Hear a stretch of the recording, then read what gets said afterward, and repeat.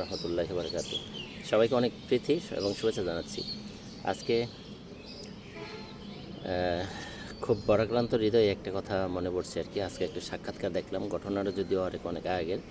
সেটি হচ্ছে এই যে ঈদ সম্পর্কিত যে গরমুখর মানুষের যে উপচে পড়া ভিড় ছিল, যে যাত্রা ছিল পরিবারের সাথে আনন্দ ভাগাভাগি করার জন্য। কুমিল্লাতে একই সাথে চলে গেল 12 জন,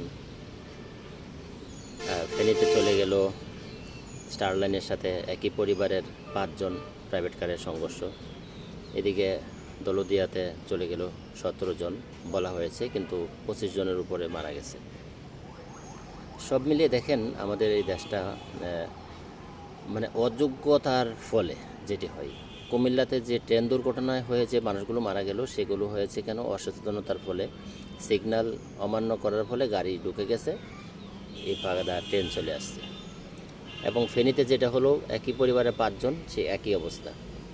মাওয়াতে যেটা হইলো, ড্রাইভার ভিতরে বসা ছিল, হেল্পারকে দিয়ে গাড়ি টানতেছিল, যার পরে হেল্পারের মতো করে গাড়ি টানছে, সরাসরি গিয়ে পড়ে গেছে সেই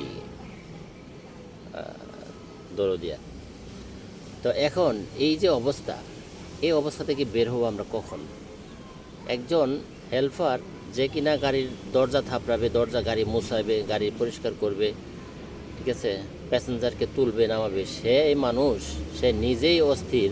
সে মানুষ নেয় 40 জন মানুষের যাত্রীর ড্রাইভার। এটা শেষ কোথায় আসলে?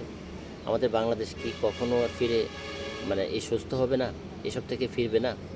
একজন ট্রেনে আসবে, এখানে লাইনম্যান থাকবে, এখানে সিগন্যাল দিবে, এখানে সিঙ্গেল তাদের যে নির্ধারিত যে যন্ত্রটা আছে সেটা ফেলে দেওয়া হবে, বাঁশ ফেলুক আর রড ফেলুক, যাই ফেলুক না কেন, সেটা না করে বরং দেখা যাচ্ছে কি ট্রেন আসতেছে, এই মুহূর্ত গাড়ি চলতেছে।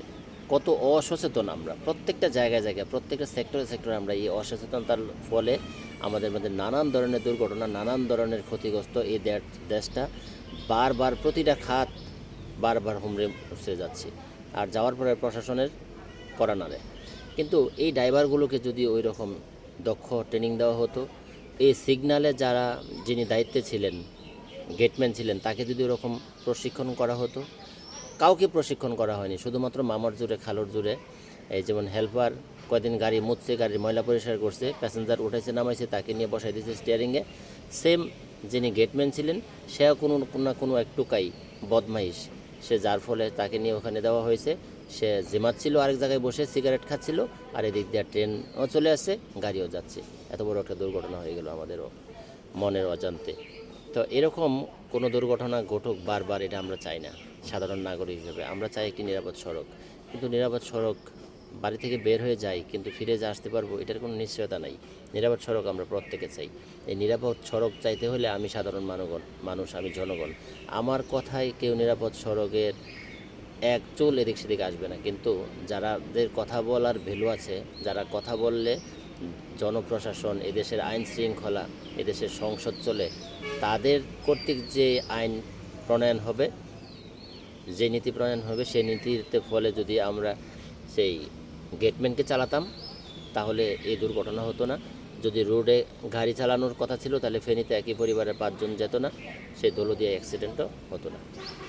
আমরা সবাই ভালো থাকি, চারপাশের মানুষগুলোকে ভালো রাখি, এই হোক সকলের প্রত্যাশা। এরই ফলে এগিয়ে যাবে দেশটা। আসসালামু আলাইকুম।